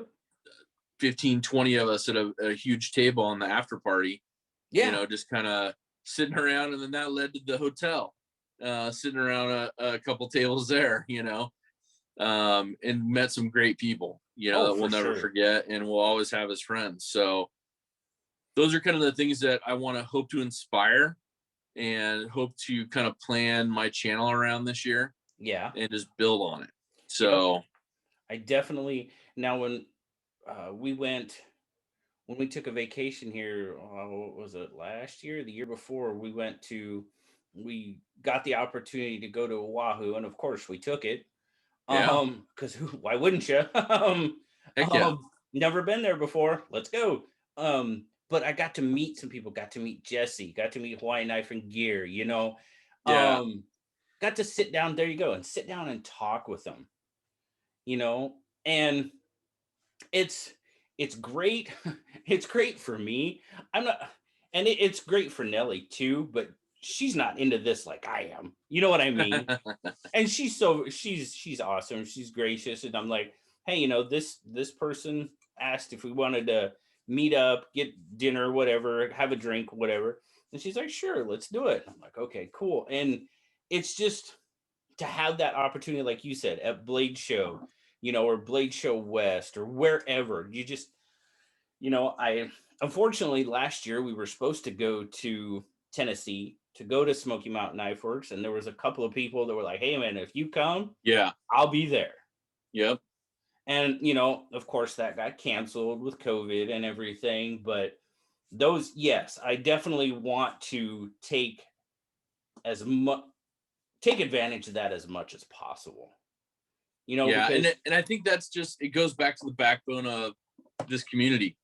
You know, the community's so open because I think honestly, I mean, if you know, the people that we communicate with on the daily or weekly basis surrounding our knife groups that we're in, I Yeah, wouldn't say the specific pass around because I know there's some others that we are both involved in. sure. Um, but the people that are in those, I know that for a fact, the people that I've, you know, come to know and be friends with, I probably would never have met them. I mean, just similar as yourself, I would never have met you or become friends with you without this community, Right. you know? Oh, without a doubt. So Without to a me, doubt. that's a really cool thing. And just to be like, man, I met a friend for life, you know, in JB. And it's one of those things where it's like, you know, it would never have happened without me taking that step and being like, hey, I want to be part of this community. And, you know, I was watching, you know, channels long before I started my own. Oh yeah. Oh, for And sure. to me, that was one of those things where I'm like, you know, let's do it. You know, it's like I got a knife collection. I want to share some things. I was encouraged by, you know, family to just be like, hey, you know, just start filming some stuff, you know, put it up there. You never know. And, you know, kind of built from there. And of course, then Blade Show West, the first one happened. Well, re-happened because they shut it down for a while. Then they started it back up. And to me, that's where it just like kicked off. And it's like, you know, met so many wonderful people, you guys, the actual knife makers, and just to be like, wow, this community is pretty amazing. So, Well, and anyways, that's the that's crazy just thing. that give back thing to the community that I just want to be a part of and be like, hey, I have an opportunity to meet people and see what they're about. You know, it's like I was mentioning something here a couple weeks ago about a trip that I'm going to take in a bit here down to like the LA area. And of course, there was a couple people that are like, "Hey, if you're down here, that's my backyard. You got to look me up. Sure. Like, we got Sure. to go to Ross Cutlery. We got to go to a couple other places. You know what I mean? So it's like, oh yeah, you know. Oh, for sure. And So that's definitely, you have to, I definitely want to take advantage of those opportunities when they come up mhm. without a doubt. Because, well, we talked a little bit about Blade Show West, and taking advantage of that. And, now we're kind of, we're talking about this upcoming year, fingers crossed, everything goes, Yeah, ho- you know, hopefully, but just, and there's already more people that I've talked to now that it's actually moved. It's not in Portland anymore. It's in Long Beach. So there's that opportunity again, because there's a lot of people down in that area that probably didn't, wouldn't come up here normally, or whatever the case may be. sure. Just they just can't come up here. But since it's in their backyard this time, and I mean, I'm going to do everything I can to go. Oh yeah, same here. We've talked about that plenty, Yeah, and it's just that opportunity to meet and to share that experience with other people, and that's awesome. That's fantastic to me. yeah, that's good, man. What? So I'm gonna ask the question. Okay. What's on the table there in front of you? Which one's your favorite? Oh, why you got to do that, man? Why do you got to do that? You're putting me on the spot. The only reason I do that is because that is like the to me that's the hardest question to answer on my live streams. Somebody will, you know, I'll have a bunch of knives up there and they'll go, which one's your favorite? And I'm like, oh, like today, for example, on my live stream, somebody's like, okay, what did they ask? They asked me like mini Adamas or the mini Crooked River. I think that Oh was yeah, Mikey. yeah, And yeah. I'm like, oh, that's so hard because they're both wonderful knives. I mean, you have them both sitting on your table right there. And you know, if same question posed to you between those two, it's like, which one's your favorite? And I'm like, oh, because the mini Crooked River, I've had some for a couple years now, at least, if not a few years, and it's a fabulous knife. But the mini Adamas just came out, and I've been carrying that one a ton. And as you know, it's fantastic. And I'm like, that's an amazing knife, you know? So when I sit there and I'm like, okay, at work, the mini Adamas is a wonderful knife. But look at you. Yeah, you're taking stuff away. But at the flip side, I'd EDC carry that Mini Cooper River everywhere. But I don't know if I'd want to put it through a car door. Well, no. You know? Well, I can speak for that one. I probably wouldn't want to put that one through a car No, door. no. But I mean, that's the way to answer it. So that's the only reason I ask you that, because I know there's situations with certain knives where it may be, like having a mini griptilian on the table, and to everybody, you may be like, meh, it's a mini griptilian, it's got its purposes. It's not the most EDC knife for size wise. It's a little bit smaller for me, but maybe there's a story behind it, which is why I would, always carry that knife. Okay. I'm going to both answer and potentially cop out a little bit. All right. Okay. All right. Now, this is obviously an awesome knife because you're not going to get it. It's going to be really hard to find anymore. I'm really, really happy that I took the opportunity to add, we were there at the right place, right time. They had some. I was like, Yep. yeah, it's just got to happen. Most definitely. And I'm very, very glad that I have this one in my collection now. Would I say it's my favorite on the table? No. I'm going to take that off. I'm going to convert you to a 940 fan. Oh, I like the 940.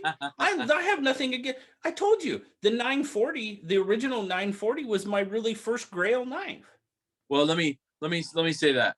Let me say that a little differently. Okay. I'm going to convert you to a 940 collector. Oh, geez.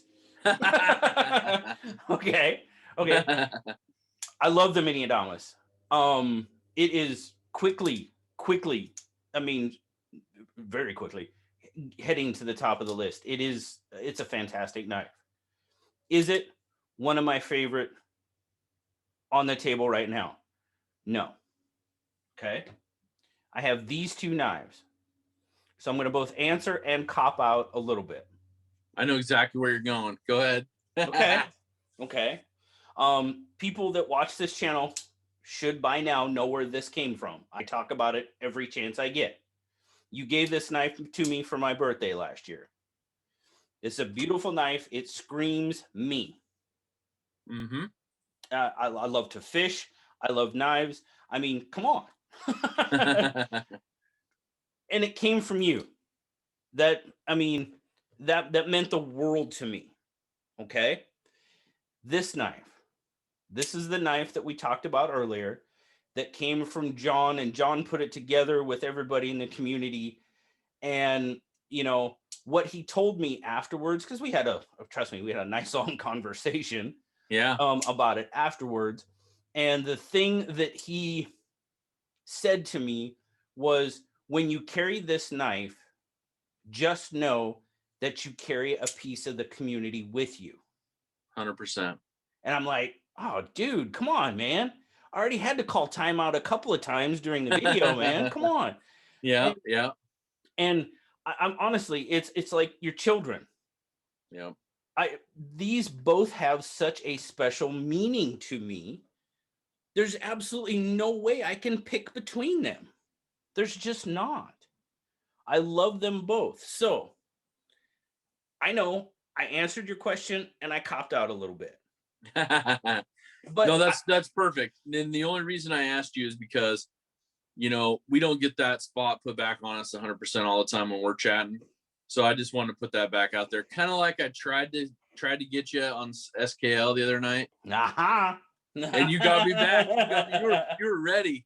I thought I had you. I was like, oh yeah, how does that compare? You're like, well, it's right here. And I'm like, oh, he got me.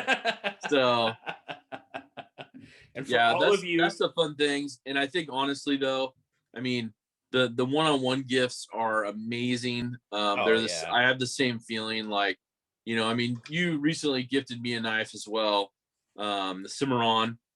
It's an amazing knife. But for me, moreover, it's because it was a gift from you. And you get something like that as a gift from the community. There's no way you could say you just don't love it. Of course. It could be a Dolica, and it's like, it's where it came from. You know, it's the community behind it. You know, it's reading a whole package full of letters. Yeah, exactly. It's reading a package it's full laying of right letters. here. It's laying Yeah. right here. Why? Because it has meaning to me. Yep. You know, Totally. and yeah, I mean, we say all sorts of stuff about it, and if you know, right? Yep. But yeah, there's the meaning, the special. I mean, man, well, I mean, you were on SKL the other night. Yep. You saw I showed a lot of stuff off on SKL, and it was all stuff people had sent me. Yeah. You know, and it's like how that has to be special. You know, those are things. Even the Daleka, okay, the Daleka very well may be one of the worst knives ever made. You know, let's. Hey, don't say that too loud. I know. I'm hoping Keith doesn't watch this, or he'll never speak to me again. But you know, but you know what? It's got a special place in my collection. It'll never go anywhere because it's a representation of the channel, the community, and just, you know, well, hey, you know what? If we want to wrap up this whole hashtag DSKFS thing, it's that. Yeah. It's kind of a joke, okay, or whatever. But It's the symbolism of it. exactly. It has a place, and it'll never go anywhere. It'll never leave my collection. I've got, man, and that's, I don't know. I'm sure, trust me, I'm sure you've experienced this too. Just the things that people send you, like the little figurines. I mean, I got the whole crew over here, Yeah. my review crew, and just little Yeah. things like that. It doesn't even have to be knives. It's just everything. You know, everything is, it all started with this little guy, you know? It all started with Blue. That's where Yeah. it started. Marshall sent me Blue, and and people are like, I know when I first started, they're like, who's Blue? What's going on? But it's more than that. It's more than just that little guy. It's the connection with people. You know, I don't know how else to say it, but that's just what it is. It's the connection with people. So I totally agree with you 100%. I'm going to ask you one other question. Oh man, you're like, dude, who's supposed to be interviewing who here? No, go Yeah, ahead. Go ahead. it's a deflection technique. Okay. Okay. All right. So all right. no, I'm just kidding. So one other question is, everybody wants to know, Blade Show West, October 2021, Uh-huh. Long Beach, California, Uh-huh. Saturday night. Uh-huh. What are we gonna get? Oh, we're gonna do SKL if Oh, okay. of course. Nice. We're gonna do it. Yeah, just double checking. Oh yeah. I mean, as long as technology will allow me to do it, I will do it. Well, better. It's Long Beach, man. I know. That's, I mean, that's what I'm saying. All I know is sometime between noon and midnight, I'll be with you on SKL, wherever we're at. Is that, oh, let me see here. Let me check the calendar real quick. Would it be the first? I'm going to make sure. I think one? it's the first one of the month. No. Is the second? It is the second one. Oh, okay, perfect. So I will make sure that we get Wi-Fi somewhere. Oh, we'll have to go on a hunt. Well, somebody already said that they live nearby. Oh, so really? we might be able to do a little sneak peek thing, but there's also a couple people that have some hotels there, and I have ours. Right. So we'll be able to. We have some backup plans. So. Sure. Oh yeah, we'll definitely. But I think if we can try to do it like Blade Show West style, like we did in Portland, where you had a huge round table, that was fun. Oh, that was a blast. That was. So I know people are wanting to see that. So I just want to confirm that I can be part of that, because that's going to be pretty awesome. Oh yeah, that's definitely. Oh, it's definitely in the planning, without a doubt.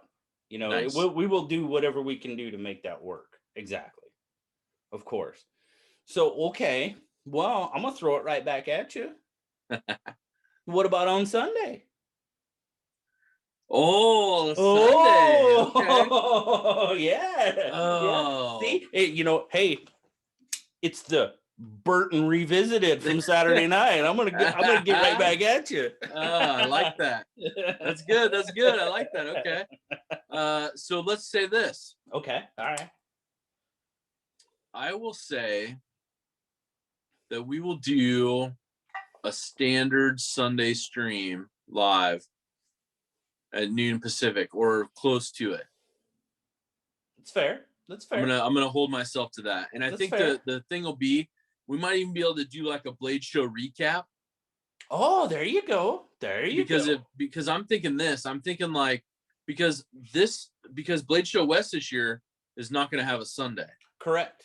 Correct. It's just So Friday and Saturday. yeah, and the other thing I'm thinking is that some of the places we want to go aren't going to be open on Sunday.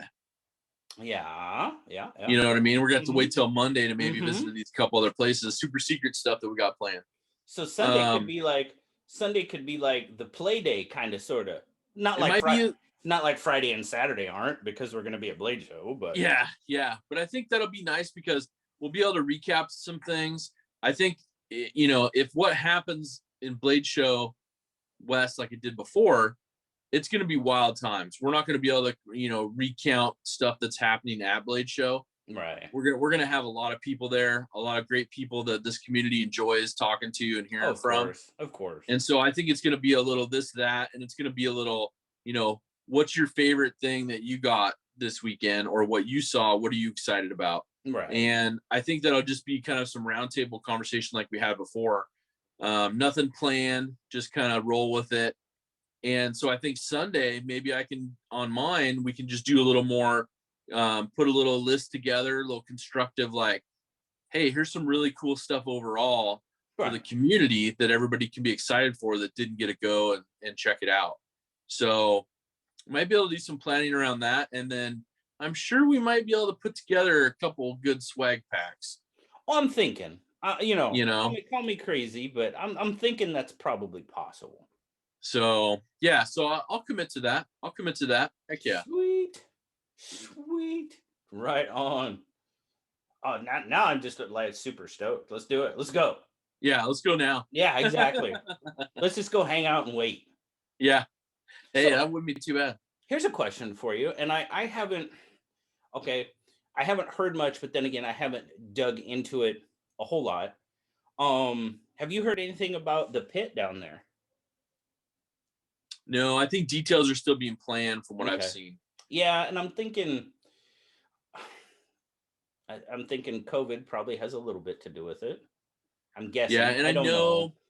I know with the new venue down at Long Beach, I'm not sure how much area they're gonna have after hours. Right. So I Right. think like what they did with Portland is they had to find a nearby kind of Portland's very eclectic and kind of known for its like warehouse district. Sure. And Yeah. so, the after party kind of pit party with in Portland was, at basically an empty warehouse. I And, thought that was kind of cool. oh, it was totally cool. And they did the like knife competitions with the chefs And they and had the those kind of food things. trucks. Yeah, and the food trucks were there. So I think they're probably trying to put that together.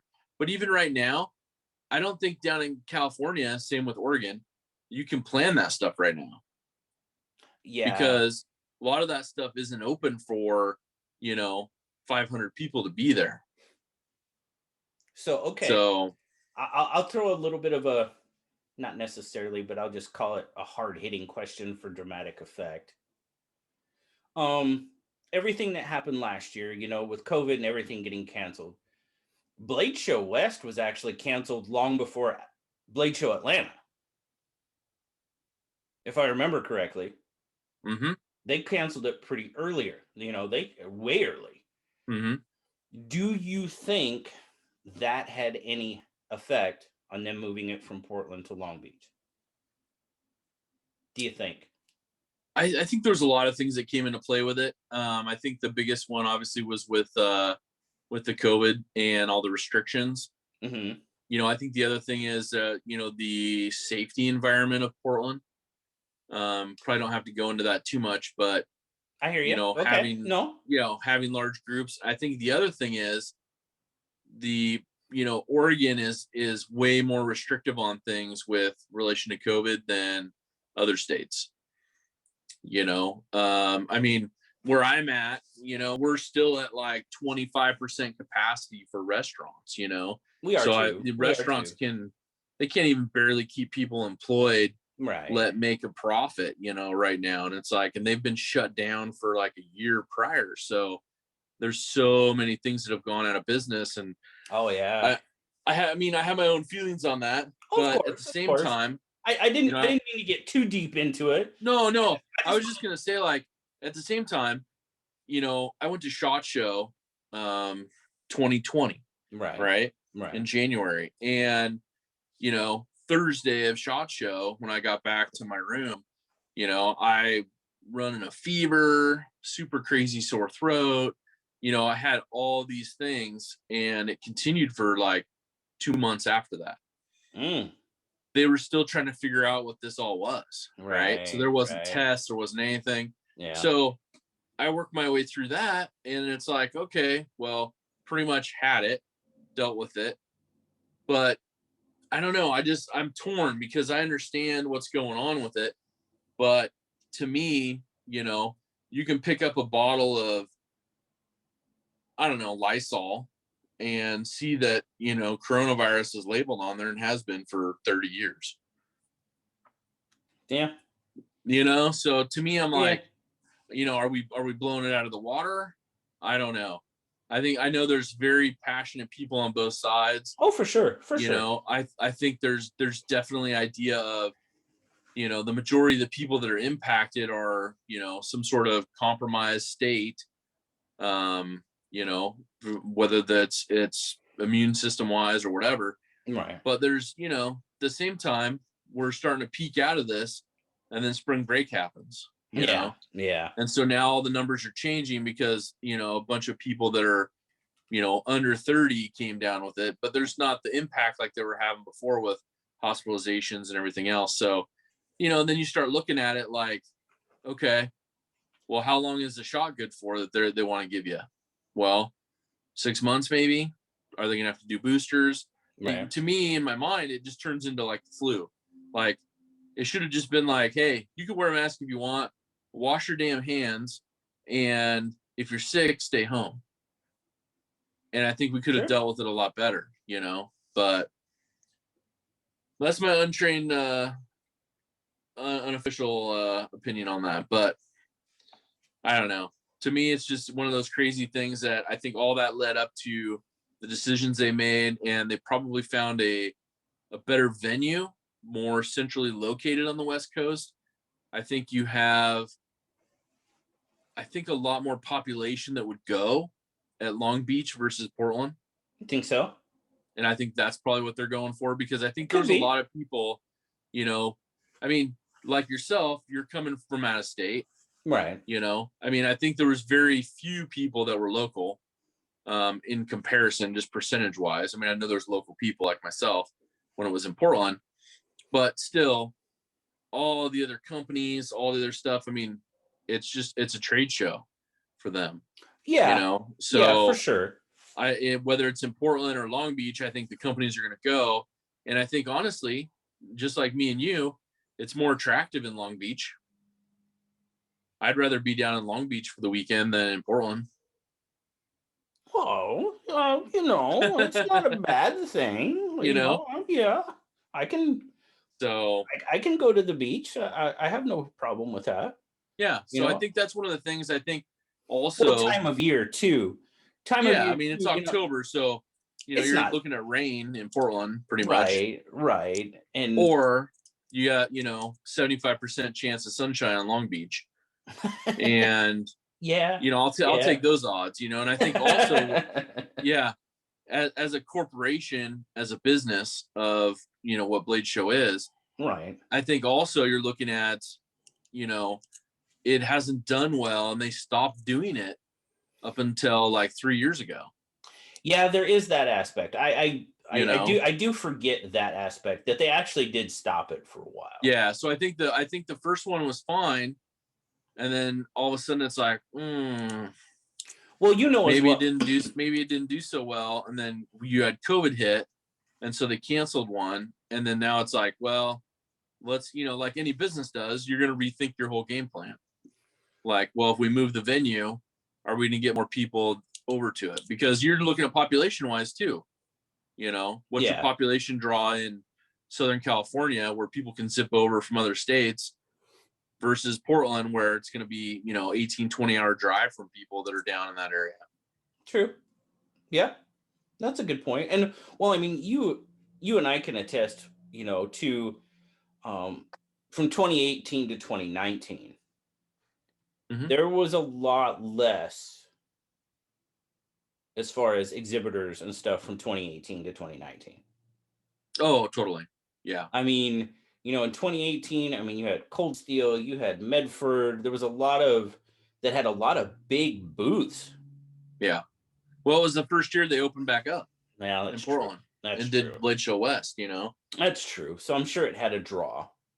That aspect had a draw, but those people, some of those people didn't come back for 2019. And Plus, how long of a drive is it from Long Beach to Vegas? well, I'm asking for a friend. right. Let me go ask my friend, Yeah. and I honestly, what is it? Maybe was it 5-6 hours? Is it that far? I Is mean, it? and that's the thing is you got to look at like Yeah, what's gonna be the entertainment factor and draw people down there. I mean, true. similar to what my plan is, and I don't want to speak for you, but similar to my plan is I'm not just gonna go down there for Friday, Saturday. Right, right. I'm gonna make a trip out of it and do a couple other things. So, If you're going you that know, far, I you mean, know. I gotta get some Mickey Mouse ears. You know what I'm saying? I'm just kidding. Oh, now I see where this is going. Yeah, yeah. Okay, okay. Well, But that's the thing to me. And overall, it's just community. But I think to answer your question, it's there were so many different factors, and I think yeah, the baseline was just how can we make this successful with being bigger draw of people mhm, and something that's more attractive and maybe less restrictions than Portland. yeah. No, that's an excellent answer, and there's a lot of other things that do go into it that people might not think about, and I think you pretty much touched on them all. I think you did. So, okay, real quick, do you ever think Blade Show will ever leave Atlanta? I think they have a good thing going there. Yeah, I think yeah, it's one of those. I'm bummed out that I can't go in a month and a half. yeah, yeah. To me, it's one of those things that I was planning on going this year. The only thing that's restricting me is my work still having a travel quarantine for commercial travel. Sure, sure. So, you're looking at something that's 7 to 10 days. Once you get back, you got to quarantine from, you got to basically burn time for that. Oh, of course. Yeah. So it's not like, hey, I'm going to plan a 4 or 5 day trip to Atlanta or even a 3 day trip to Atlanta. When you come back, it's like you're going to be parked at home for 7 to 10 days, Right. So, Yep. and that's the thing to me that is just kind of a bummer. And I'm super excited. I'm super glad that they're moving forward with it and it's going to happen. Oh, for To sure. me, that's fantastic. And Yeah. I'm backing everybody that's going, and I hope they have a blast and take some pictures, some silly videos, whatever. But I hope they come out to Long Beach. Yeah. Yeah. No kidding. Exactly. And I know it's good.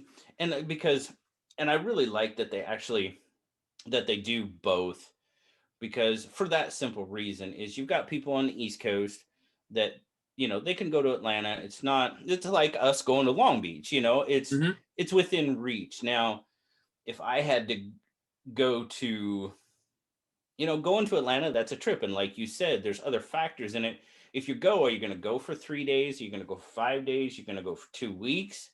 You know, where, with us, well, when it was in Portland, it was really easy for me. I mean, you're right there.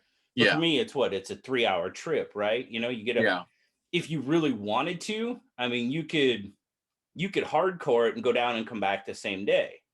Yeah. But I think with, like you said, going down to Long Beach, taking a couple extra days, there's some things down there that are definitely worth going and checking out. For sure. And there's got to be a tattoo parlor shop, a tattoo shop somewhere. I'm Oh gonna, yeah. I'm gonna make that trip. There's got to be.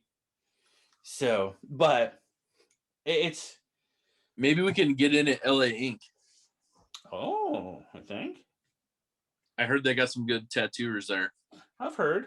I've heard. Yeah. Hmm. Hmm. Hmm. I have to think about this. Do you know anybody? You got an in? You got to connect? I Well, we don't. can check it out. Yeah. Yeah. Yeah. Cool. Man, this has been awesome, brother. This has been Oh, totally it's been cool. fun, man. I appreciate you having me on, man. It's one of those Dude. things where, we get to chat a lot, and it's fun to always share with everybody kind of what we're thinking. Yeah. Oh, yeah. And that's I will apologize that it took me this long. I'm sorry. Don't apologize at all. Because somebody asked me just, oh, I don't know, it was just a few days ago. I was like, man, you need to do a channel chat with Zach. And I was like, we're talking about it. Finally, we're talking about it. We're doing it. We're doing it. Okay. So yes, I had to have Zach. So, hey, here's one more question that I have. Okay. I'm throwing these questions out to you because I'm avoiding questions to me. Okay. No, I'm just kidding. No, what reminded me of that is in the past you'd done some like channel chats with like 4 or 5 different channels. Yes. Yes. And so I didn't know if that's something that you were continuing this Yes. year. I want, oh, for sure. Nice. I definitely want to do more of those. As a matter of fact, I just recorded one with a channel chat with Mark Coffin, and we talked about that, Cool. about that fact is, because yeah, we did a couple of the, what's coming, what's new for 2021s, you, me, Peter, Christine, Brad, Casey. Those were fun. I did the one with I kind of called the youth of EDC. That Mm-hmm. was a blast. That was awesome. People still comment on that one. Yeah. That one was a lot of fun. It was a lot of fun. And well, they're all fun. Don't get me wrong. But yes, I definitely want to do. The only thing with doing the multiples is scheduling. Yeah. Well, I hear you. That's where it comes in. Now with the ones we did, it was fairly easy because we only had one crazy East Coaster with us. Oh yeah, yeah. I got If you. I got you. you know what I'm saying. We'll see if he we'll see if he notices that. But Yeah. we Well, were all, hey, that might be a good idea for Blade Show West, though.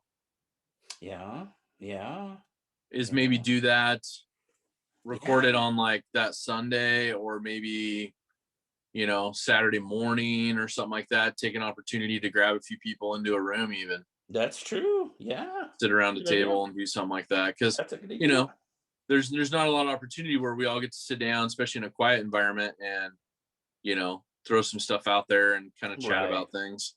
Sure. Oh, but that's definitely, yeah, that's definitely in the that is definitely something I want to do again, do more of, because there's so much fun. And it's easier for me just to sit here and listen to people talk. But anyway, and people don't ask me questions. Right. No, Well, do you no, have no. any other questions for me there, Big Red? Oh, no. And to be perfectly honest with you, I really didn't.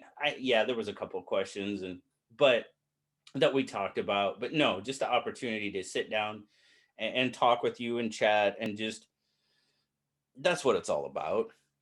I'll be perfectly honest with you, I rarely go into these with any type of set questions, or because I want it to be just natural, a Yeah. conversation, and questions come up throughout if a natural question comes up, of course we'll address it, you know, excuse me, but it's a conversation. That's what I want it to be. And I think we've done pretty good so far. I think it's all right. I have fun. So I hope everybody else that does them too has fun. It's kind of Yeah, like the man, it's been fun. It's always a blast to talk with you and really get to know people even further, and also to think about, I know because our channels are different, but we have a similar, I guess, mindset of giving back.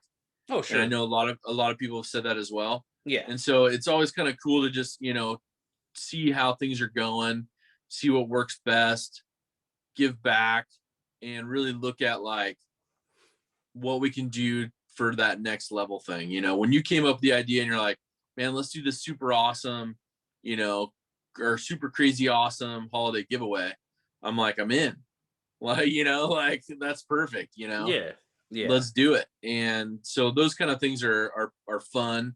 It's a lot of work, but I have fun doing it, Oh and yeah. sharing that experience with you, Yeah. or being part of your experience on that. It was awesome. So yeah, I like it. It's a lot of fun. And it's I hope we continue to have a lot more fun. I think that's just a good way to say it. Definitely. I think, my brain keeps spinning all the time, but I have an idea. Oh man. Well, I'm gonna we've have to we've I'm gonna had a have to pitch couple it of to you. ideas. We've had a couple of ideas, and I'm gonna have to. there's still one out there that we if and we're kind of going to maybe. I think we're kind of gonna get a little bit of that maybe at Blade Show West. Little bit, tiny bit. But we talked about the whole road trip thing, Oh yeah, and that's definitely something that I would still that's still on the board. I'm ready for it. I'm ready for it. Take a couple weeks, do a road trip. Something like I would I think we can plan it out and have some fun. I But yes. we might have to. I think that I have an idea out there, though. Okay. I think I have an idea. I think I have an idea about a joint venture. Okay. So we'll have to kick that around a little bit and Okay. chew on it, see how Get it goes. some Visits to different manufacturers, the SKL on the road kind of thing, mhm. that kind of thing. I think people will love that, but I think this will be a good addition to that. So Okay. yeah, Hey man. we'll chat about it. We'll make sure it passes the sniff test and all that before we spill the beans and everything. Right on. Very good. Very good. Brother, thank you so much once again for doing this. It's been an absolute pleasure talking with you. Let's do it again, and let's get some other people with us and have a ball, and we'll just do all sorts of crazy stuff. How's that sound? Definitely, definitely, man. Appreciate you having me on, man. All right, brother. Well, you have a fantastic week. Um, guys, don't forget, if by some miracle you watch my channel and you don't know who Zach is, you need to know who Zach is. I don't think that's possible, but if it is, there's links in the description. Please go check them out. You will do Well, yourself a huge favor. I'm gonna say this too, because I'm gonna share this video on my channel. And if you're not subscribed to Big Red EDC and you don't check out these Saturday night live shows, subscribe. Hit the bell icon for Big Red EDC. That's where it's at. Don't miss out. And with that, I'm going to say hashtag DSKFS. Do something kind for somebody. We have the master of it right here with us. Thank you so much, brother. We will talk to you later. Take care, man.